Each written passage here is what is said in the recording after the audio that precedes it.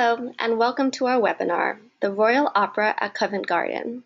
My name's Desiree Shah, and I'm the Program and Marketing Assistant here at Times Journeys. During this webinar, you'll hear about our 8-day journey where you'll discover one of the world's top opera companies, attend 4 superb operas, and explore London's cultural treasures. We're here today with Fred Plotkin, an opera expert who will also be traveling with this tour. Before we begin, why travel with the New York Times? First of all, each of our small group tours and cruises travels with a Times journalist or subject matter specialist. In addition to formal talks and Q&A sessions, your experts are there to lend their unique perspective to your trip. Their informative lectures are specifically designed to educate and inspire you, and to bring to life the remarkable civilizations and cultures of the regions you visit. We offer small group tours and cruises, and you can choose from over 50 itineraries. And we visit destinations that tell a story, destinations as diverse as Kashmir, Cuba, or Provence, and explore everything from history to culture to politics. Lastly, when you take a Times Journeys, you can escape the crowds with tours that include after-hours entrance to museums and access to attractions normally closed to the public. During your journey, you'll have some truly incredible experiences. You'll attend performances of Mozart's Die Zauberflöte, Puccini's La Bohème, Verdi's Le Vep Sicilien, and a new major production of a classic Italian opera at the English National Opera. You'll hear a symphonic concert at Royal Festival Hall, and during the journey, you'll attend in-depth discussions on opera, history, food, and culture with your expert, Fred Plotkin. You'll have the opportunity to go behind the scenes at the Royal Opera House, and you'll take an expert's tour of a major new opera exhibition at the Victoria and Albert Museum. Although opera is the focus of this tour, you'll also enjoy British cuisine, including afternoon tea, seafood, and a traditional Sunday roast. So now, I'm very pleased to introduce Fred Plotkin. With more than 4 decades of experience working in opera, Fred is one of the world's foremost opera experts, and he is the author of numerous books and articles on opera and classical music, including Opera 101, a complete guide to learning and loving opera. He has lectured, taught, consulted, and held managerial or artistic roles at some of the top opera companies, including La Scala, the Metropolitan Opera, the Royal Opera House, and the Lyric Opera of Chicago. He has been profiled and interviewed on numerous occasions by the New York Times, and in 2015, Fred was named a Cavaliere of the Republic of Italy, the Italian equivalent of knighthood. Fred, thank you so much for joining us today. I'm going to hand it over to you now to give us a closer look at this itinerary. Well, it's my pleasure, and cheerio, as they would say to you in the UK. London is one of the world's capitals of opera, and many people who travel to London think they should go there for shopping, for the theater, to see the Queen, to do those things. But people in the know who know about opera know that the Royal Opera at Covent Garden is one of the oldest and most glorious of opera companies, and that London has other opera companies as well. It's a city that has a great opera tradition. The opera goers there are very knowledgeable, very passionate, and many of the great stars have made their home in London because they like to sing there. And some of the great recording companies, including London Records or Decca, were based there, which means that London, together with the BBC, which broadcasts, spreads opera around the world, much as New York does with our radio and with the Metropolitan Opera. So if you love opera, it behooves you to go to London to discover the world. Now, we could simply go to an opera there, or 4 in our case, or we can go and learn about the underpinnings of the opera tradition in London, and that's what I would like to do with you. So we're going to be staying in a very lovely hotel. If you know London, you know that Aldwych is right smack in the middle between the Strand, which is one of the major thoroughfares, the Waterloo Bridge, which leads right over to the National Theatre, and the South Bank, a huge cultural center, and 3 blocks away from Aldwych is the Royal Opera House at Covent Garden. What this means is that your hotel will be very close to most of the attractions you will want to go to. So, yes, London notoriously has a lot of traffic. There's really just one day on our whole trip when we're going to have to deal with traffic. Otherwise, everything is within reach on foot. And it's a very chic hotel. It has beautiful views, lovely tea, good restaurants, proper British service. So I think you'll be very happy there. Now, all the time when I say I'm going to England, I'm going to London, people say, oh, you could eat the food. And the answer to that is, and I intend to do a lecture about British food when we're there, is that British food is much better than people say it is. It could be better still, but it's much, much better, much more diverse. The fact that people from all over the world move to London means that they bring their cooking traditions with them. There is a superb supply of wonderful local ingredients. British cheeses are among the best in the world. The seafood that surrounds the United Kingdom, excuse me, is superb. They have excellent meats and very fine vegetables. So we will eat really well. I'm not saying this euphemistically. We are going to eat well, I promise you.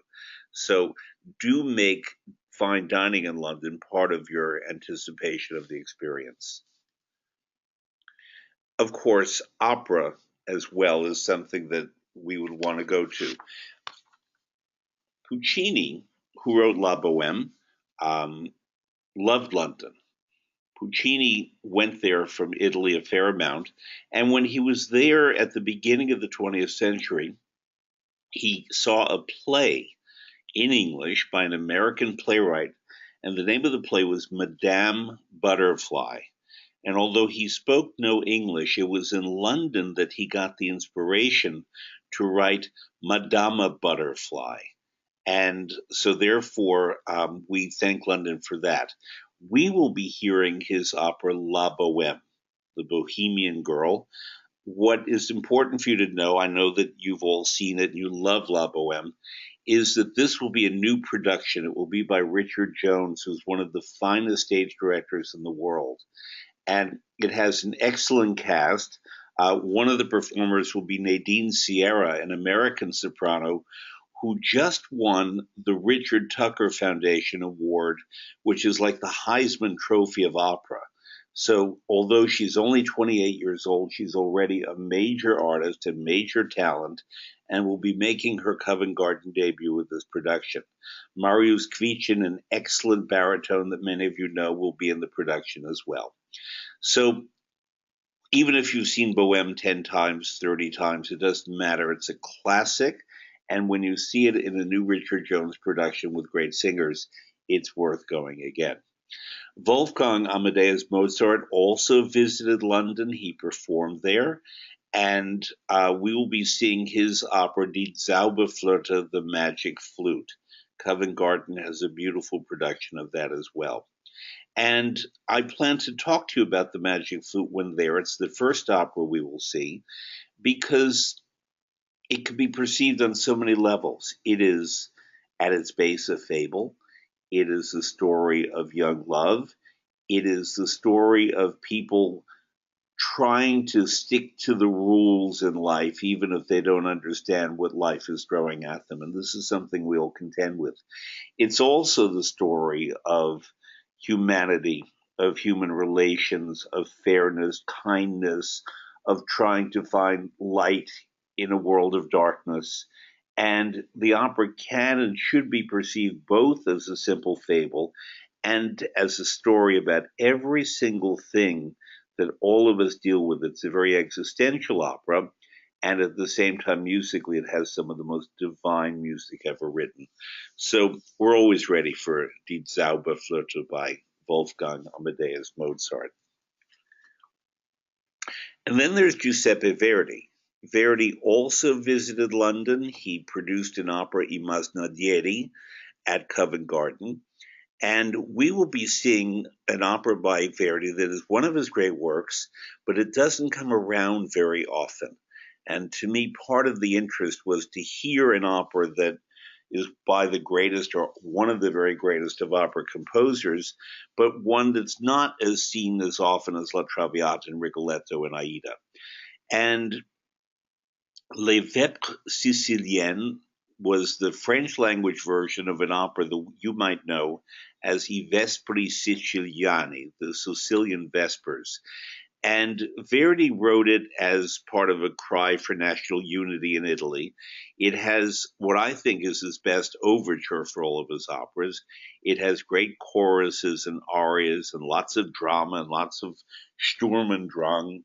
And it is a major Verdi work that doesn't get produced often because you need really great singers to be able to produce it. And the singers we will have include the American dramatic tenor Brian Himmel, who's you may know from his singing at the Met, the Paris Opera, Vienna, and also at the Royal Opera of Covent Garden, and Chicago and San Francisco and Santa Fe. Malin Bistrom is a wonderful Swedish soprano, and Michael Vola is one of the top bass baritones in the world. He's from Germany. So when you put together a cast of star singers, only then are you able to do Les Vêpres Siciliennes. And the production is by Stefan Herheim, a Norwegian, who is ranked among the finest opera directors of today. So everybody gets to London sooner or later if they're in the top ranks of opera as a singer, as a director, as a designer, as a conductor. And the Royal Opera Covent Garden has the unique ability in London and in much of the world to gather all these people in one place and present them at the same time.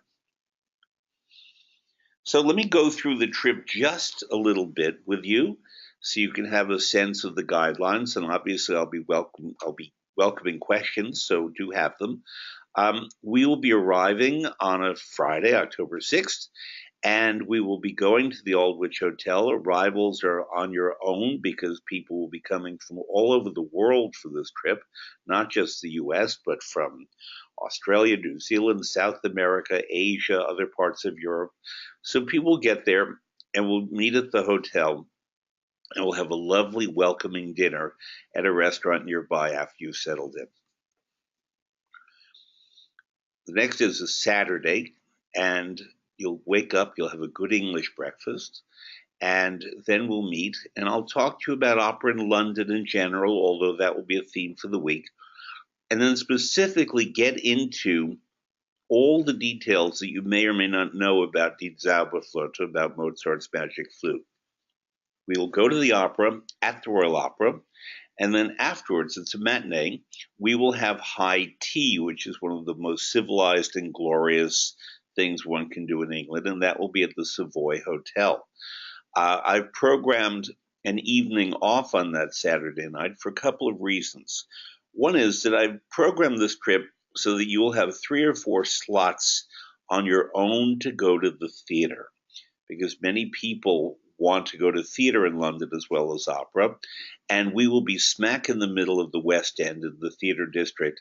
So within a 10-minute walk of your hotel will be at least 15 different playhouses where you can go to plays and theater. And as I mentioned, just over the Waterloo Bridge, about 7 minutes away, is the National Theatre, which presents some of the greatest actors and plays in the world. So you'll have Saturday night on your own. Sunday, it's traditional in England on Sunday to have a good meal, a Sunday roast, it's often called, and the restaurant we will be going to, which is Rules, which has been in London since 1798, does a fabulous version of the Sunday roast. But for those of you who do not want that, there'll be other options as well. Exquisite cooking, lovely old rooms, good wine, because the British are great wine connoisseurs. And then we will walk across the Waterloo Bridge and go to the Royal Philharmonia, which is doing a concert of classics of the Czech repertory. So Smetana's Ma Vlast, My Homeland, which Even if you don't think you know it, you know this music very well. It's beautiful. And Dvorak's Violin Concerto with Hilary Hahn, the great violinist, playing the solo, and Jakub Prusa, who's a Czech conductor, playing music of his homeland. It's a day also which you'll be able to relax in the morning or go about before we have our Sunday roast. So if, for example, you want to go to the National Gallery, about a 10-minute walk from the hotel, you can do that. Now, on the Monday, it's going to be a very special day. We're calling it Secrets of the Royal Opera House. On many trips that you could do, you could take a backstage tour. But we'd rather do something different, which is to say that we will spend 3 or 4 hours in the Royal Opera House meeting with people who work there, perhaps watching a master class, doing whatever is the activity in the theater that day, rather than a tour where basically you're going to see seats and balconies and so on, which you'll see anyway. I'd rather that you really learn the history of the place from the people who work there. It's a fascinating institution. No matter where you're from in the world, every opera house of the great ones has its own tradition, its own culture, and when you go from one to the next, you learn a lot about the people who live in that country. So, for example, one of the things I love at the Royal Opera is that it has various little bars and restaurants rather than a massive place to eat. And people meet in these different bars and restaurants throughout the performance, depending on what they like to eat and drink, what company they want. And you wander around the front of the building and in the lobbies, and you discover that there are all of these social subgroups that make it very distinct. Another thing that's very distinct is that the ushers and front of house staff are very warm and welcoming, which is not to say that they're not in other theaters, but you feel like they're welcoming you home when you go to the Royal Opera. So you'll find that environment a bit everywhere. We will learn about the orchestra, the chorus. If I can't promise this, but if the music director Antonio Popano is at the theater that day, I know him a bit, and I would ask him to come meet us. But he may be conducting elsewhere, so that's a possibility, not a promise. But it's that kind of thing that you will discover life in the theater and the way it really works. And then we're going to have lunch either there or very close by so that you can continue this conversation. That evening, it's a Monday evening, there's not an opera on, but there's a ballet done by the Royal Ballet. Um, and it's based on Alice's Adventures in Wonderland. We've made that an option because some of you are not ballet fans and have said to me that you'd rather go out to the theater that night. So that if you're interested in going to the Royal Ballet, you would tell the people at Times Journeys and they would try to secure seats for you. But otherwise, you're on your own that evening. Now, this particular day, the Tuesday, is one of my favorites of the whole trip. You may not know that Georg Friedrich Handel, famous for the Messiah, but also composer of many fantastic operas, though he was born in Germany, excuse me, and trained in opera in Italy, spent most of his career in in London. And it was really Handel who made London one of the operatic capitals of the world. He wrote his operas in Italian, he wrote his oratorios in English, and many of the great singers from Italy and elsewhere came to London and brought with them the singing traditions that were then taught to the British. And so it was Handel, a German, presenting Italian opera that made London an opera capital. And he was something of an entrepreneur, and he ran a theater. And at that time, Covent Garden also opened as a rival theater. And suddenly, what you had was one of the world's most famous composers writing music specifically for the theater where it would be performed. And Handel had a very nice home on Brook Street in Mayfair. And in recent years, it's been turned into a museum, and we will visit there to see where he lived, how he lived. the room where he taught, the room where he gave concerts.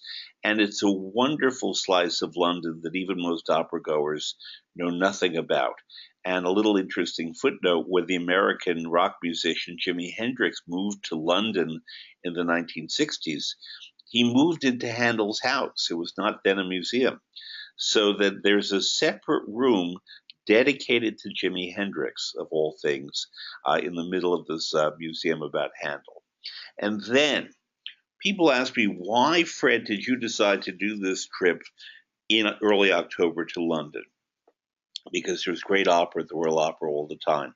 And the answer is a brand new exhibition will be opening on September 30th at the Victoria and Albert Museum, one of the great cultural museums of the world. And I've been following the development of this exhibition for a couple of years. It will be one of the most important exhibitions ever presented about opera anywhere in the world. And the curator, whose name is Kate Bailey, is brilliant. I've gotten to know her. And I've arranged that we will meet with her, have a private meeting before, so that she can explain the concept of this exhibition, which is called Opera, Passion, Power, and Politics. And then we will visit the exhibition. Each of us will get a headset, so you will explore it on your own and listen to music as you're exploring the exhibition. It's 8 rooms. And then after that, we will have lunch at the Victoria and Albert Museum, where they have a beautiful restaurant with excellent food. To me, really one of the highlights and the reason that we're going to London when we are is this magnificent exhibition. I've seen the models, I've seen many of the artifacts, and believe me, uh, part of why we're going is that I want to go to this exhibition as well. And then in the evening, we have the new production by Richard Jones of La Boheme with an excellent cast at the Royal Opera. So that will be a terrific day. Day 6 is a Wednesday, and I do know that many of you like to visit London on your own. So what we're doing is the following. You will have Wednesday on your own during the day.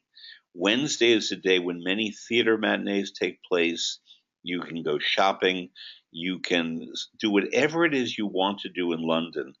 And then we'll meet in the evening at the English National Opera. You may or may not know it. The English National Opera was founded in 1931, and it is an opera company that does opera in English. Even excuse me, if it's a foreign opera such as Boris Godunov or Die Meistersinger or Aida or The Magic Flute instead of Die Zauberflöte, whatever the opera is, they do it in English. And they're famous for their brilliant production style. Many of you who go to opera at the Met admire some of the Met's productions, such as the famous Madame Butterfly, Madama Butterfly. That is from the English National Opera. And because England is one of the great centers of theater, production, design, it's very cutting edge, but it's not necessarily, let's use a blunt word, stupid in its production design. You tend to get really fascinating productions. And the ENO that night will be presenting a new production. I'm not allowed to tell the name of the opera yet, but it's an opera you all know. It will have a glorious new production by a director designer who is one of the finest. He's English, but he's worked at the Met, he's worked in Paris, and I love his work. And that is part of why we're going when we are. And there's always an excitement of going to new productions. We have one at the Royal Opera, the Bohème, and we'll have one at the English National Opera. So I'm putting bets that this is going to be a pretty exciting production. And it's one of the greatest and most popular operas by one of the very greatest of opera composers. I think you can guess which composer it is, but he's Italian. Let's leave it at that. And it will be a very exciting night that I'm very much looking forward to. So, on day 7, it's a Thursday, and we will be doing nice things on this day as we have on all the others. Thursdays have matinees as well for some theaters. So what I've done is I've programmed our farewell lunch at a classic British restaurant a little earlier than you might think to have lunch, to give you the opportunity to go to a matinee if you wish of something else. And then in the evening, we will have Verdi's Le Vêpres Sicilienne, which in Italian is known as I Vespri Siciliani. It's a beautiful work with a great cast. You're looking at one of the entrances to the Royal Opera at Covent Garden. And I should say to you, by the way, that in this period when we're there, the Royal Opera House is doing a fair amount of construction in the sense that they want to build out for the 21st century. And so what they're doing is they're doing operas every night without exception. They will not interrupt any of their performance schedule, but certain parts of the building might be closed off during the day. But it will not interfere with our attending performances. And I think of this because the facade that we're looking at might actually be closed when we're there, but there's another beautiful entrance on the other side. So you will discover how a company and an opera house that was opened more than 200 years ago and is on a spot right in the middle of London with no extra real estate to grab will reboot itself for the 21st century. They're doing an excellent job of it. I was just there visiting, and it's really very exciting. So after Les Vêpres Siciliennes, we'll come back to the hotel. We will have a toast. We will say that we will see one another on a future trip, whether it is to Germany, to perhaps France and Spain, Italy, Bayreuth in Germany. These are some of the things I'm thinking about, but it will be wonderful to talk about opera. We will have made friendships. We will have eaten incredibly well, seen great performances, fascinating exhibitions, and lived the high life in London. And I look forward to doing that with you. And then the next day, cheerio. We'll be going back to our homes unless you choose to stay on in London, as many people do. I will be staying on because I might be giving a talk that evening at the new show at the Victoria and Albert Museum. But even if I don't, I'll stay on another day. And so it'll be a pleasure to see you if you do remain. Oh, thank you, Fred, for taking us that trip. With all these amazing performances and behind the scenes activities, this is just going to be an amazing experience, I think. So now let's just go to some frequently asked questions that we get. So first of all, are flights included? So prices for this trip do not include flights, which gives guests the flexibility to use air miles to purchase their tickets and to arrive into whichever airport they prefer. Are transfers between the hotel and airport included? We do not include transfers between the hotel and airport. Our performances we'll see on this tour confirmed. Yes, all of the performances have been confirmed. And what seats will guests be allocated for the performances? So we've provided orchestra premium tickets for each performance. And lastly, what should you pack? So before your departure, you'll be given a detailed packing list that will come from the tour operator, and I'll make sure you have everything you need for your trip. I'm often asked about what do we wear when we go to the opera in different countries. And in fact, it does vary from place to place to place. In America, we're very much about self-expression. And I always encourage people to be yourself, express yourself, but be neat. And don't wear perfume at all because that's a little too much self-expression if you're out in public. But as long as you feel comfortable, you can do that in America. If you go to La Scala, they have a formal clothing code as they do in Bayreuth in Germany. In England, they like to dress what they call smart. Doesn't mean clever. It means that you are stylish, perhaps a little bit of personal expression, but men tend to wear ties when they go to the Royal Opera. They don't necessarily at the English National Opera. If you don't wear a tie, it's not a problem. Women should wear dresses or pantsuits or clothing that they feel comfortable in because operas can be long, but also that they feel is respectful to the place they're going to. So don't panic about it. I tend to travel with blazers that are different dark colors, and I mix and match with with scarves and ties and such, so that I can be both respectful and personally express all of my color and design preferences. And that's what to do. Thank you. Yeah. Um, so now we'll open this up for questions that you have. So in the right hand side of your screen, you'll see a panel where you can type those in. So now I'll just check to see if we have. Okay, so someone said that they'll be traveling on their own, and is that a problem? And also, would they be able to get restaurant recommendations for independent evenings? Yes, it's not a problem at all. You'll be made very welcome. We do have single travelers all the time. You're not alone when you're traveling with opera lovers because we're a very embracing bunch.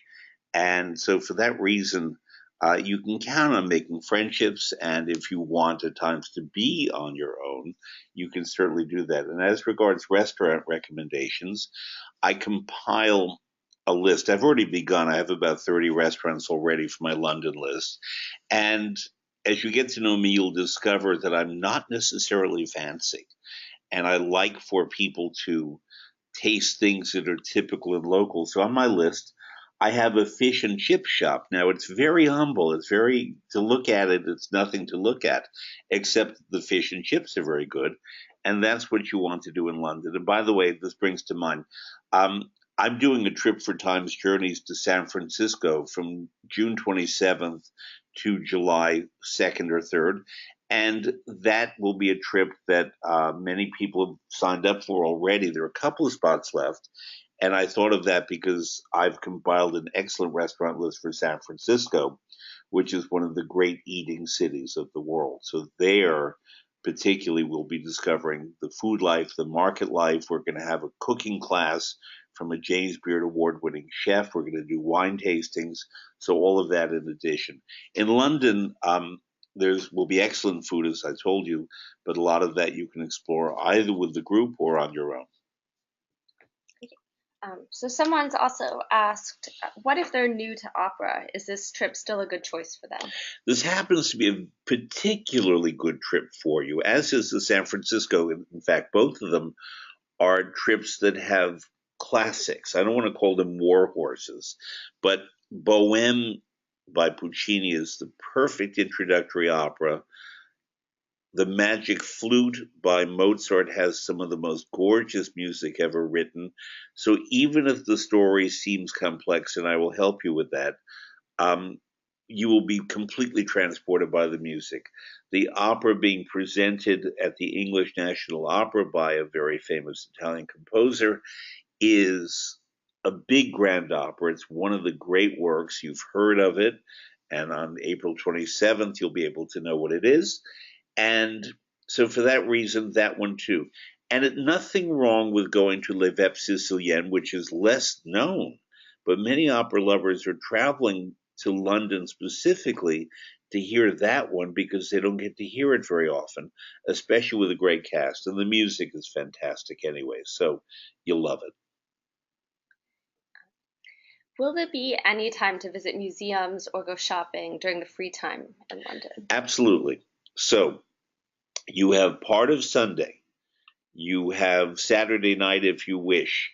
You have much of Wednesday. Most of Wednesday is off, so you can do whatever it is you want on your own. And then you have part of Thursday. And then if you stay on, so I programmed in slots for theater. There are 4 slots for theater, and there's a lot of time on your own so that everybody can explore the London that they're interested in discovering. And what languages will the operas be sung in? So the La Boheme at the Royal Opera is in Italian. Die Zauberflöte, the Magic Flute by Mozart at the Royal Opera is in German. Les Vepes Siciliennes, though by an Italian composer Verdi, will be in French.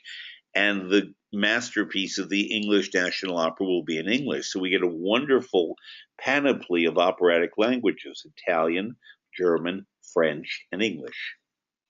So someone has a question, are masses available in a Catholic church nearby? Absolutely. There are Catholic churches. I can research it for you. You can find out. But masses are done. It will be a Sunday when we'll be there, and I'm certain that there will be a mass at that time. London is a religiously incredibly diverse city, and there's something for everyone. I do know, I'm forgetting the name of the church, but I can check it. Um, I went to a mass at a Catholic church in Mayfair last year that was absolutely spectacular, and I can contact my friends for you who took me to that mass. They have a very famous choir and soloist, and it's a beautiful Catholic church, and they can tell me, and I can tell you. So now I'll just quickly recap the tour for you so you have all the information. So we only have one departure for this trip, and that's on October 6th, 2017. It is limited to 25 guests, and it's an 8-day tour. The price starts at $9,990, and there's a single supplement of $2,850. If you have any other questions or would like to make a booking on this trip, you can call our reservation center at 855-698-7979, and you can visit our website to see the whole itinerary and get more information. So with that, thank you so much, Fred, for joining us today. It was a real pleasure to have you on. Thank you. I look forward to seeing everyone in London. Thank you, everyone, for joining.